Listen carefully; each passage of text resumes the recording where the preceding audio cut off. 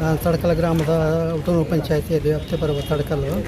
ನಾನು ಇದುವರೆಗೆ ತಾಲೂಕು ಪಂಚಾಯತಿಗೆ 3 ಅರ್ಜಿ ಕೊಟ್ಟೆ, ಜಿಲ್ಲಾ ಪಂಚಾಯತಿಗೆ 3 ಅರ್ಜಿ ಕೊಟ್ಟೆ. ಫೈನಲ್ ಮೀಡಿಯಾ ಇದ್ದಾಗ ಕೋರ್ಟಿಗೆ ಬಂದು ನಾನು 2992ಕ್ಕೆ ಮಂಡಲ ಪಂಚಾಯತಿಗೆ ಬಂದ್ವಿ ನಾವು. ಮತ್ತು 93ಕ್ಕೆ ಪಂಚಾಯತಿಗೆ ಬಂದ್ವಿ. 22ಕ್ಕೆ ನಾನು ನಿವೃತ್ತಿ ಬಂದಿರ್ತೀನಿ. 2022ಕ್ಕೆ ನಿವೃತ್ತಿ 31 ನಿವೃತ್ತಿ ಬಂದಿರ್ತೀನಿ. ಇದುವರೆಗೆ ನಮ್ಗೆ ಪೇಮೆಂಟ್ ಮಾಡಿಲ್ಲ. ಆದ್ರೆ ಬರೀ ಹೇಳ್ಕೊಂತ ಹೋಗ್ತಾರೆ, ಯಾರು ಇದುವರೆಗೆ ಪೇಮೆಂಟ್ ಮಾಡಿಲ್ಲ. ಬಾಕಿ ಸಂಬಳ 16 ತಿಂಗಳೈತೆ. ಆಮೇಲೆ ಉಪದಾನ ಕೊಡಬೇಕು, ಅದು ಇನ್ನೋರಿಗೆ ನಮಗೆ ಕೊಟ್ಟಿಲ್ಲ. ನಾನು ಮಲ್ಲೇಶ್ ಅಂತ ಹೇಳ್ಬಿಟ್ಟು ಮಾನ್ವಿ ತಾಲೂಕಿನ ವ್ಯಾಪ್ತಿಯಲ್ಲಿ ಬರ್ತಕ್ಕಂಥ ಹುಟ್ಟೂರು ಗ್ರಾಮ ಪಂಚಾಯತಿಯಲ್ಲಿ ವಾಟರ್ಮ್ಯಾನ್ ಆಗಿ ಕೆಲಸ ಮಾಡ್ತಾಯಿದ್ದೆ. ಸೊ ವಾಟರ್ಮ್ಯಾನ್ 2015ರಲ್ಲಿ ನಾನು ಜಾಯ್ನ್ ಆಗಿ ಇಲ್ಲಿಗೂ 10 ವರ್ಷ ಕಳಿತು.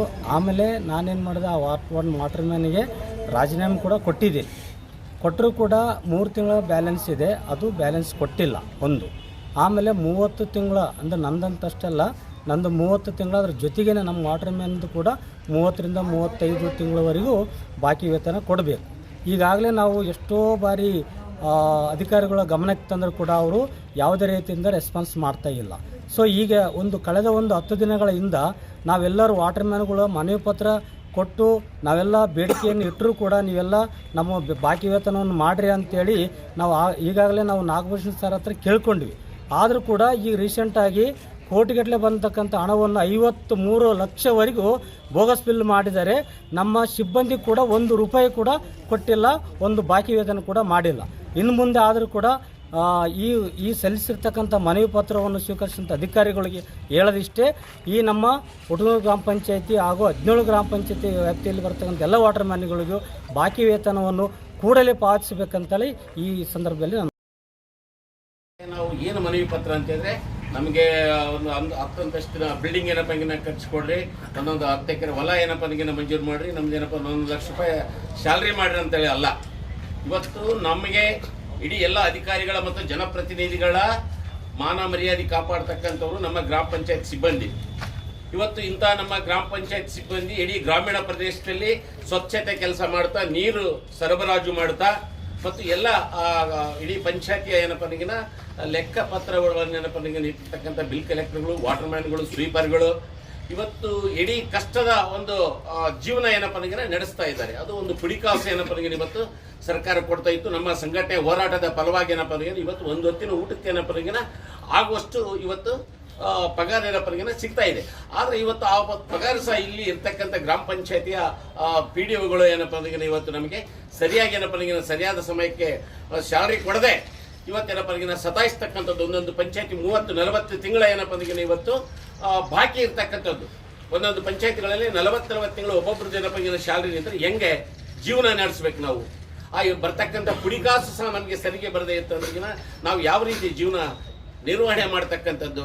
ನಿಜವಾಗ್ಲೂ ಅಂತಂದ್ರೆ ಇದು ಬಹಳ ಖಂಡನೀಯ ಅಂತೇಳಿ ನಾನು ಈ ಸಂದರ್ಭದಲ್ಲಿ ಹೇಳ್ತೀನಿ. ಹಿಂಗಾಗಿ ಒಬ್ಬ ಸಿಬ್ಬಂದಿ ಏನಪ್ಪ ನಂಗಿನ ಮೊನ್ನೆ ರೀಸೆಂಟ್ ಆಗಿ ಏನಪ್ಪ ನಂಗಿನ ಆತ್ಮಹತ್ಯೆ ಸಹ ಏನಪ್ಪ ನಂಗಿನ ಒಬ್ಬ ಗ್ರಾಮ ಪಂಚಾಯತ್ ಸಿಬ್ಬಂದಿ ಮಾಡಿಕೊಂಡಿರ್ತಕ್ಕಂಥದ್ದು.